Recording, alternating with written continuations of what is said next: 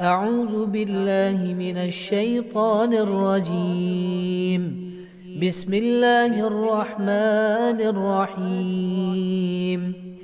إذا زلزلت الأرض زلزالها وأخرجت الأرض أثقالها وقال الإنسان ما لها يومئذ تحدث أخبارها بأن ربك أوحى لها يومئذ يصدر الناس أشتاتا ليروا أعمالهم فمن يعمل مثقال ذرة خيرا يره ومن يعمل مثقال ذرة شرا يره.